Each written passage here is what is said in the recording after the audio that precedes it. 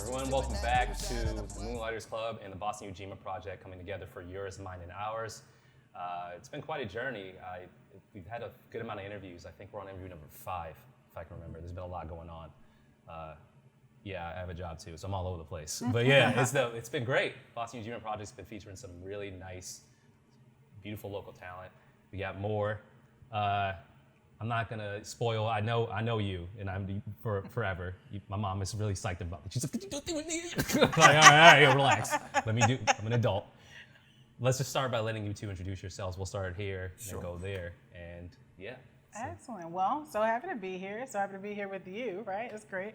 My name is Nia Grace. I am an entrepreneur here from the city of Boston, born and raised in Roxbury, Dorchester, Jamaica Plain, like all around. I'm the owner of the historic, I call it, Daryl's Corner Bar and Kitchen, located here in Roxbury, South End, however you want to call it. We've been here since 1957, since we were known as Bob the Chef. Since 2010 as Daryl's Corner Bar and Kitchen. In 2018, I took over ownership, so just at the 4-year mark. I'm also the owner of the Underground Cafe and Lounge, and I am a proud CEO partner with the Jazz Urbane project. That was so crispy. Did you just see that? I was just like, no. Go ahead, my friend. All right, Ron Dorsey. I'm kind of what Boston needs me to be, whatever it needs me to be. We can talk about all of what that means, but I am a proud partner of Nia Grace's and Dr. Bill Banfield's and the Jazz Urbane Cafe. Really looking forward to all of what it's going to be. It is about the honoring of Boston's culture. It is about the revival of many artistic traditions, especially among people of color communities, but it's also about a glimpse into the future of people of color communities as well. So looking forward to making history. Nice, welcome all the way from Detroit to Boston. Yes. One of us now. Proud native Detroiter. Yeah. I like people from Detroit because it is Detroit versus everybody. Every time, it's the nicest people ever. Like, I really do. I met some good folks from there. So. Appreciate it. So we're going to talk about Jazz Urbane Cafe. By the way, Daryl's, it's amazing. Get here. Every time I'm here, like on vacation, they're like, where do I hang out? Ain't no black people around. I'm like, yo, Daryl's. Daryl's right over there. You know what I mean? I love coming here. It's a great place. And I love, Nia, how you brought up that you lived in like 8 neighborhoods. For those who are confused, Boston's so tiny that you kind of have to say Roxbury/Dorchester, like if we're all like connected. It's the same thing. Absolutely. Yeah, unless you're in East Boston, which is like in the middle of nowhere. Like who would be there? It's East Boston. Yeah. So we're gonna talk about Jazz Urbane Cafe. Sure. So I like to just start with, how'd you two meet, and then where did that idea come from after you two met? So the idea precedes us meeting, and we met through Dr. Bill Banfield, who is really the father of the concept. So the Jazz Urbane was really his brand idea when he came back here in 2005-ish. Okay. To come back to Berkeley and lead the Africana Studies department. He always had this imagination for integrating the arts into neighborhoods and into community and really bringing world-class talent to the places where people gather. And so Daryl's was one of those places. The Beehive up the street was one of those places. We've had a partnership with Scullers and Riles and some other folks, but Daryl's is home base. And so the partnership with Daryl's probably started somewhere around 2007, 2008. Okay. With a number of our groups performing here on a weekly basis. And around that time, we met this young woman who, even though it said Daryl's, it was clear who was running the place. And so the more we got to know Nia, this really became a collaborative effort to figure out how were we going to bring this concept to a variety of audiences, to the degree that Nia and Bill together were vetting the artists who would show up on the stage, really thinking about what the repertoire was and how to present this on a weekly basis. I was just hanging around the music to some degree. You know, Bill was my professor in composition when I was at the University of Michigan a long, long time ago. And so, you know, I was carrying the musicians' bags and asking them for tips or whatever and hanging out at the bar and listening to them at the same time that Bill and I were imagining the Jazz Urbane recording label as well. But then we got to talking after Nia became owner about, how this really becomes a linchpin for culture in the city of Boston and South End, and really wanting to tap her entrepreneurial imagination for what this could be. And her leadership has really helped us grow into something that has become more of an experience for Boston, and that, we're looking forward to being a nightly experience at a place in Nubian Square. Nice. So, Nia, could you explain what the Jazz Urbane Cafe will be when it's open to people who don't know? Yeah, I first got to say, Ron, you're so poetic. I'm like, this is amazing. This is romantic, right? I want to be all there. So, well, let's just first talk about, our Nubian Square and Roxbury in general. I always like to say that, Roxbury literally is the geographic center of the city of Boston, right?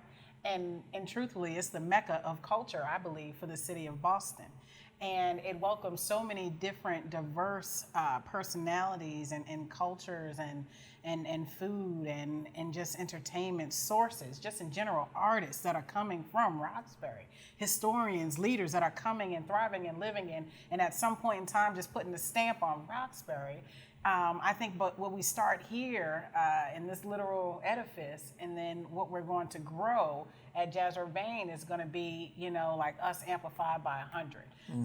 So that's literally what I feel about. It's just going to be an explosion of all the things that we've been developing over the years coming out of Jazz Urbane, right? And that's me trying to be as poetic as Ron, maybe not, but you did a whole lot better. But really, what's that experience? We're talking about a unique but familiar dining experience. It'll be food that you're familiar with when you look at the items and the names, but it'll have, again, a more of a cultural and interesting twist on it.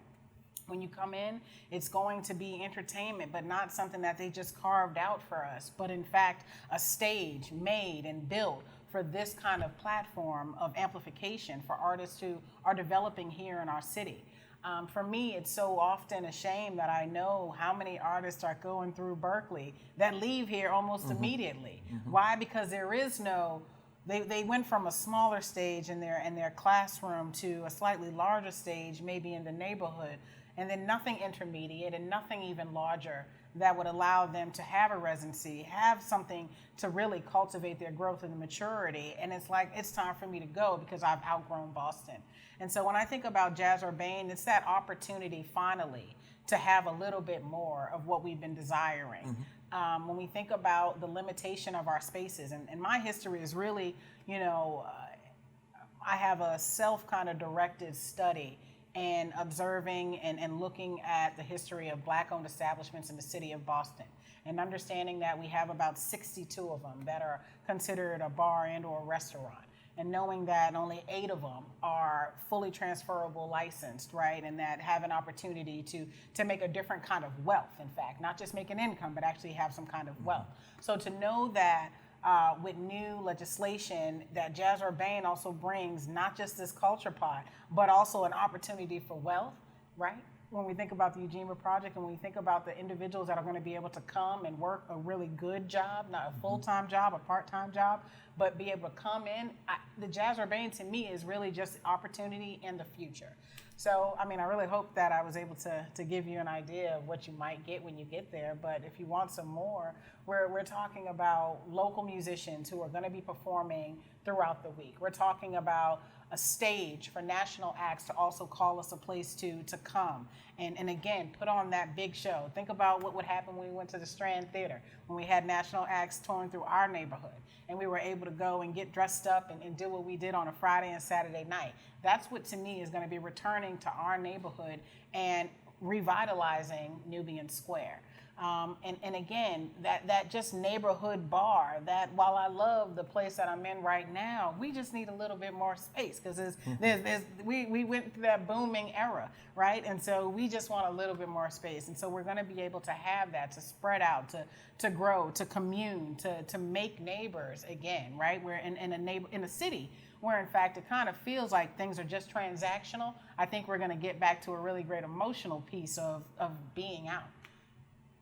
This is, you're both poetic. I don't even say what we're doing. What are you doing? This is a debate. We're gonna fight. No. We're just going to keep building on each other. I love it. No, first of all, thank you. I grew up in the city, so it's interesting, and you're aware of this. I meet people. I live in DC now, so there's black people in Boston, and you probably hear that in most northern cities, except for Detroit and Chicago or New York, right? And I'm like, no, they're here, but you're not going to where we are. There's no reason for you to. So now I come in, I visit. Today I've been walking around the Seaport District, walking around downtown, Back Bay, seeing things closed and seeing new things built. The only neighborhood that's been exactly the same since I've moved in 2020 is Roxbury. As soon as you cross Nubian Square, it's houses, and you're like, okay, this feels good, but we need to do something because I don't want to come back here and see. If you have a dog and you want to run in the middle of the night, go ahead, do that, go crazy. But we don't need that just yet. Like we gotta let's build something here because it is a really important space. When I was growing up, I went to the Timilty, I went to Latin Academy. When it was called Deli, it was Deli, but that's where all the black kids were hanging out. We were eating at Arizona's, waiting to catch our buses home, hanging out with our friends, playing around. If there was a game at Madison, we'd go there. Changing the name of it to Nubian Square was important. It feels weird now because you're like, I didn't even think we had pull like that in this city. And then seeing things like black markets sprout up. So I think that's a perfect place to have this. Was it that intentional to put it right there in Nubian Square in terms of the Urbane Cafe? Were you looking at different spots around the city, or was it no, this Roxbury, it has to be Roxbury? Well, this was really an artifact, I think, of the city of Boston recognizing the special experience that Urbane was becoming. And so the city, under John Barros's leadership at the time and the Walsh administration, approached Bill Banfield and said, would you consider doing this in a place? Would you consider making this a permanent experience here in Boston, and let him know that they will be running a public RFP process to compete for the retail space that will become the Urbane. So Bill pulled together a team, really thought about what that concept would be, and had to do his homework and compete with other entrepreneurs who wanted to see things come to the space. Fortunately, that process was also one that was juried by people who were in the community, so they had a real stake in saying what they wanted to see there, and it could have been everything from national chains to more boutique sorts of things. But when they thought about the thing that would be kind of the crucible for culture, that would fulfill, as Nia said, a lot of unfulfilled dreams about what belonging could be in Boston, this was the experience that they decided to go with. And the city's been an incredible partner for us on that space, but they and we have seen it as an anchor for the continued vitality of Nubian Square. And I was careful to choose my words because I get a little offended when people talk about the revitalization of Roxbury and Nubian Square. It's up and been here, so this idea that it's up and coming is offensive. Yeah. Yeah. And for those of you who may not know who are watching this, like I work in sales, I worked in sales most of my life. The concept of an RFP, this request, is these lengthy, long documents, and a lot of it has to do with, I'll campaign for work from the state. And you just fill these long documents out about who you are, your background, all your employees. You have to make all these attachments. It takes weeks to just make this thing, and then you got to submit it, and then you got to wait. If there's anything wrong with it, they give it back to you. There's a deadline. So it's like 40 pages of work, and it could be for absolutely nothing, which most of the time for me is absolutely nothing. So kudos, because the fact that that was the process and that you got it made, that's incredible just to begin with. And Nia, we got to get into this. I've been to this place. I see you here. You run this place. You're busting it. Like what you've done with the place is amazing, but you're working hard. I can't believe you're doing Urbane as well, because one, you've not gone crazy. This place is amazing. You put your all into it. Were you worried at any point, this cafe, let's do it, that it'd be too much for you? Or were you skeptical about taking this additional work on top of running this that you already do? Yeah. Well, I got to say that, I came into the project a little bit later, I think much later than Ron, right? Bill was there at the table. The idea was brought to him to take over that space, and then it was just me, right? But I'd always been an ear for Bill if he ever needed anything. As he was going through the process, it was like, well, what do you think about this? I had no idea what he was talking about until I saw it. I was like, is that the mayor announcing? Is this, what? Call him right now, right? But I never wavered in lending any of my resources and time to say, hey, like I'm always going to be an ear. So when we approached it formally to figure out what my role would be in the project, I think that I was very much aware of my limitations. And I'll say it actually happened in the middle of the pandemic while I was still 6 people only here at Daryl's trying to open the cafe down the street. But I was just like, well, if I carve it out in a certain way, I think that this can work. It's super manageable because let me tell you what I love about this team. And maybe it's because they're, out of Michigan, and although I love my Bostonians, right? I just feel that this team totally understood from the beginning collaboration and that we all wear different hats and we're going to excel in what our expertise is. And so here at Daryl's, I am almost, I've got a great team here, right? But I am the spearhead of a lot of the projects to make that great team run. With the Jazz Urbane project, we've got the maestro of music, We've got the conductor of community relations, and then I am the operator of the restaurant, right? And so I don't actually have to wear all the hats that I do here, and it's a relief, in fact. And it's something that gives me joy because I'm actually able to be really most effective and most creative in just one area of this restaurant business. So. And all that Nia says is true, and at the same time, Bill and I were like, we need to go get LeBron James. It's so silly. LeBron, that's what's up. What's up? So it sounds like it's kind of sectioned off based on your talents and how you split things. But the collaboration is key to success in the Black community, and I see it done really well, and sometimes I see it done not so well. How do you figure out how to delegate things, or who should focus on a specific area of the business? It could be the restaurant portion of it, the look of it, things like that. How do you know what to split? Who takes on what? How does that work? I mean, I'll offer at least 2 things, but I'm really interested in Nia's thoughts on this. I think, first of all, we were careful to kind of shape job descriptions and do the detailed work of kind of saying, what's the role, what are the responsibilities, and how are we going to hold each other accountable for things? Because the project is dynamic, those things keep getting negotiated, but to start off with those agreements matters a lot. I think the second dimension of it, it's a small team, so get in where you fit in. Because there are a lot of things that require the 3-headed monster, that require our extended team of 5, 6 people as well. And we want to make sure that it's a democratic process. I'm uncomfortable with hierarchy for the most part. So I want to make sure that we're hearing from everybody. I want to make sure that there's input from everybody and that everybody gets the satisfaction of being creative in what is a creative venture. Yeah, I like that. Okay. So Boston Ujima project, how that start up, how that intersects. So we've been coming for Ujima and trying to convince them to come for us for about 3 years now. In prior professional life, I'd had a number of interactions with Ujima. Sometimes I've been an advisor for Ujima. My wife and I are members of Ujima, and just a lot of friends whose perspective on the world and new economy we respect.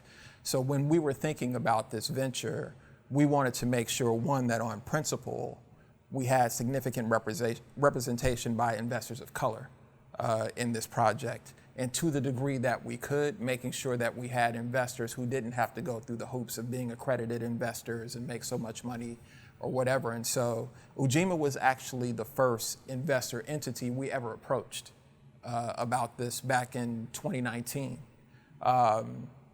Because we knew that it was a quick way to fulfill that wish of making sure that this was for Black folks, by Black folks. So you get to summer of 2019, this was a little bit of an odd proposal for Ujima because usually that membership is identifying the places that work for them and investing further. We actually pitched them on a startup, which hadn't really been done. And so they said, well, we need to reverse engineer this project. Our membership needs to take a look at what you're trying to do, ask questions, make sure you're going to adhere to the community standards.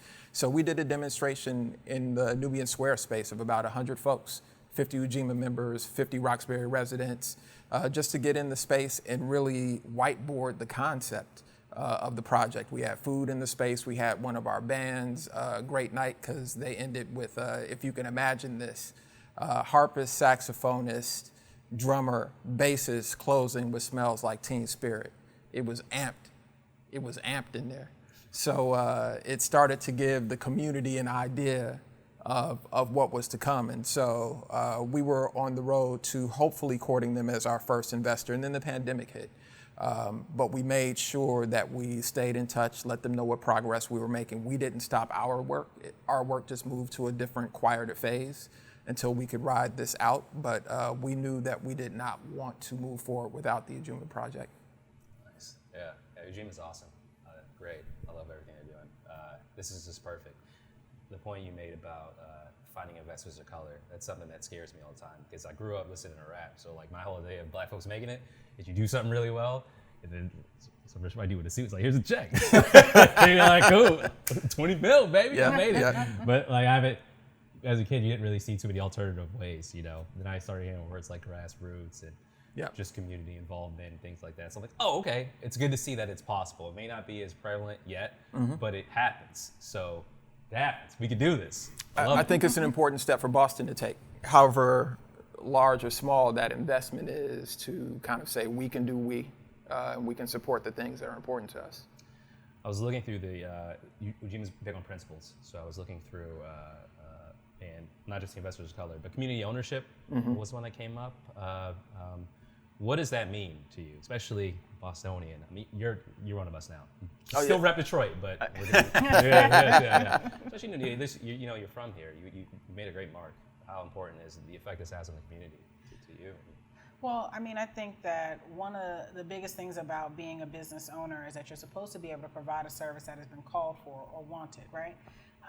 And so what better way than to hear the input of literally the direct community that surrounds the space, but also those people are now investors really saying like, this is what we want, this is what we need. You know, a lot of times we sit in our silos, and I've got to say this as a solo entrepreneur, you know, I'll sit in my silo and think that I hope that this is what the people want. I think I'm in tune enough with what the people want, but how great is it to sit on a Zoom or to sit in a meeting and actually hear firsthand what the people want, so that I have a greater success rate coming out the box. And I think that that is something that's really important for entrepreneurs in general, is that you really, you know, figure out a way to take to task what it is that your community is desperately really asking for, and not just what you want to see out there, because that's going to be the difference between a failure and a success. And so for me, this community ownership piece means that every day I've got a larger charge in front of me than just, you know, making a dollar. That literally is what the difference is. I cannot fail because my community has told me that this cannot fail and this is what we needed. And I feel like that's our greater charge. I can be a bit, and I say that even still when I think about the last 2 years, about how hard the last 2 years have been. I had many opportunities to just put my head down and shut the doors down. But what I knew is I got so many calls from people between the ages of 25 and 85 that said, but you can't go anywhere because we need you. We've always needed this kind of space. We've always needed this haven, right? So you can't go anywhere. We get you tired. We understand, but you can't go anywhere. And I was like, I hear y'all. I'm coming. I'm showing up day 7. So that's what. But I mean, even in tiredness, I did it with so much joy, and it was so much bigger than the numbers. Because trust me, the numbers did not make sense for the hours that we were putting in over the last few years. And that's the same thing when you think about this startup, right? We're going to be putting in hours. We're going to be doing things that at some point it's not going to make sense to us, because when we look at it black and white. But when we look up and we see the faces and we hear the voices and we get that silent tap or that loud nudge that's like, no, you got this, because you got to do this, right? Because this is what we need. I mean, that you need that in order to really get through this business. And so that's what is so special to me about it being about community. So why jazz? I know you both involved with jazz, right? But to that young Bostonian, or any Bostonian, like Bostonian going to Union Square, this place is open now, you know, then they're probably thinking drill music. When can we get a little Dirk in here, right? When we gonna get the city girls in here? And but I have my own history with jazz. I know its importance. But What would you say to that? Well, let me make sure I represent Dr. Banfield on this one, because he would say it's jazz urbane. Okay, okay. And so the two stand equally, but there's a language in jazz that, whether we think about it this way or not, really is universal language. It's universal legacy as well. You hear it interwoven through everything we listen to. So one, wanting to pay honor to that tradition that Bill himself comes from as a guitarist and composer as well. But really to name that we're honoring the height of Black creativity in a lot of ways.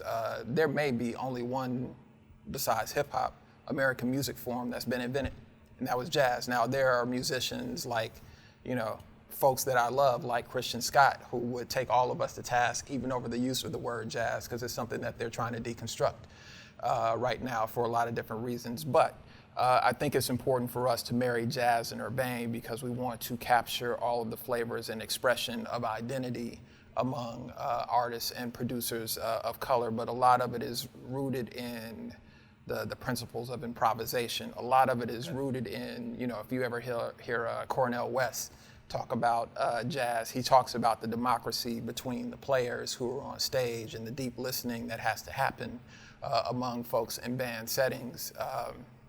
And so I think we want to build on those principles, but have it be genre non-specific. Yeah, you're gonna see some brothers and sisters blowing horns and doing crazy things on pianos and their instruments, but you're gonna see DJs, dancers, a whole lot of other things in there. As a Detroiter, I grew up on Detroit techno, so I gotta see Juan Atkins and Derek May and Kevin Saunderson here at some point. I love Jay Dilla, so it's a dream of mine to see Guilty Simpson up on that stage. But I also grew up listening to a lot of funk, so I'm hoping we get Van Hunt. I'm hoping that we get sort of that extended Minneapolis family of folks, Stokely Williams and all those folks out of Princess Camp. So a lot of possibilities, but what we also want folks to understand is that, all those things we know and love and listen to, they live here in Boston. You may not know all the artists' names, but they're getting it. And they need a place that they can call home, and they need the right to be able to make livings as artists and not have to do 5 other things to support their passion. That was beautiful. You just dropped so many jewels. The number one is techno being like Detroit. Like growing up, I was like, I thought techno was from like Germany. Someone's like, nah, man, that's Detroit. I'm like, what? But I'm like, that's what Black folks do, man. Yes. I love music in general. I listen to Led Zeppelin, and there are times where they're talking about, I gotta get to Chicago. And I'm like, Chicago? Why is he talking about Chicago? And my friend was like, probably because he stole these lyrics from a blues musician from the there South, you go. Bro. There you go. It's like, yeah, it really is interconnected, and it is a cornerstone. So regardless of how things go, I think what you're doing is beautiful. The fact that you're here, whenever you get a chance to breathe, I know you got a lot going on. It's Wednesday. You got a lot happening. Thank you for telling me. Whatever you do, whatever happens from now on, it's great. It's great that you care and you're doing something for us, and I think that's beautiful. So as of now, tentatively, this is coming 2023 or so, 2023. Yep, 2023. What advice could you give to anyone looking to start that business, but not just about the dollar? Everyone's trying to leave their mark on the community, especially Black folks. I want to do this for my city. I want to start this thing. I want to leave my mark. Maybe they're stuck. Maybe they haven't even started yet. What advice would you give them? I'll start with you, Nia. I think one of my most recently, my notes is patience, and really having patience, right? Patience to learn a process that you're not familiar with. Patience to get to know strategic partners and people that might help to grow you in the area that you're trying to be in. Patience when you're working a deal and you think it's straightforward, and it's not straightforward. Because I think a lot of the times that we're really in a rush to get to the end and get to the finish, the big vision that we've seen, that we don't really respect the process. And people say, I respect the process, and then they don't really respect the length of the process. Mm-hmm. And so when I say that more things for me in the last 5 years have grown out of patience and nothing else. Because if I was short with it to cut these things off, I would not be here at all. And I can bet you $1 it just one. I bet you $1 that I would not have been here if I didn't have that. So. Nice. I think I would say two things. First of all, rigor. Rigor matters. Is paying attention to all the details, making sure the decimal point is not in the wrong place, making sure the glass is sitting on the table right. If you're building an app, making sure the code is solid, whatever. But it is the attention to detail and the rigor that it takes to do it 1, 2, and 3 times. I think the other thing is that despite the myths that we make about entrepreneurs as kind of these kind of singular heroes, and they look like Elon Musk and Henry Ford or whatever, this work is tribal. It's teamwork. It's about finding the folks who can match your passion for the thing that you want to do. It's about having the humility to know that you can't do it all. And respecting other people's talents and passion and their visions. Because, with Jazz Urbane, it really is becoming an additive and integrated vision. There's a version of this that Bill has had in his head for a long time, but it's morphing, it's changing, it's expanding because Nia and I are involved and other people are involved, and we're hearing from the community more. But it's that tribal nature of the work that's going to make it successful. Nice. Well, that was awesome. That was great. Iris is one of my favorite players ever, but I'm like, we actually should be practicing. Like, the small stuff matters. You know what I mean? You can wake up out of bed and be great, but having patience and doing the small things will make a difference. Believe me, I didn't want to do them ever. Like, it matters. It matters. So no, I love what you're all doing. And also, I honestly find somebody, the person that you know in your social circle who's kind of OCD, they need to be on the team. Mm-hmm. Oh, I'll take it. So I don't know what he's saying. But. No, because you need that person who's just going to, did you think about it? Did you think about it? Did you think about it? Yeah. Yep. So until it opens up, is there any way people can be supporting or any way they should be tuning in until the cafe is open? A variety of ways. We are still fundraising for the project and looking forward to starting construction later this year. But if this is the investment opportunity for you, go to the Jazz Urbane website and our Get Involved page, and you can request information to invest. Until then, there are opportunities to see us in action. I'll let Nia talk about Sundays, but I will mention that we will be a part of the Embrace Festival block party Friday, June 17th in Nubian Square, featuring Bill Banfield's Imagine Orchestra. Nice. Yeah, that's for King Boston. And every Sunday, or almost every Sunday, consecutively until we open up the Jazz Urbane Cafe, it's almost essentially where we started. We're back here to do Jazz Urbane Sundays. And so from 6 to 10 p.m., you can get our soul food, our great hospitality, and you can hear Teen Spirit with a jazz band, okay? Do you remember that night you and I sat here and they first played that? Listen, okay? I got it on video. Nia sat down and she was like, this has not happened in this space. And we just sat across the table from each other just mesmerized, and these dudes were up here going in. And it's so crazy. My brother, my older brother, he works with me too. He's the one who introduced that song to me. Yeah. And that one day he just didn't come to work. And I was like, this dude is missing it. Poor thing. Oh my gosh. I'm just videotaping. It was amazing. Yeah. Well, I heard it. Support Jazz Urbane Sundays, just come to Daryl's whenever. And also Jazz Urbane website, we can support. So Nia and Ron, thank you so much for everything you're doing. Thank you for the conversation. I had a blast. For everyone watching and listening, Moonlighters Club, thank you so much. We'll be working with the Boston Ujima Project maybe soon in the future. Thanks again to the Boston Ujima Project and everybody who tuned in. And until next time, see you later.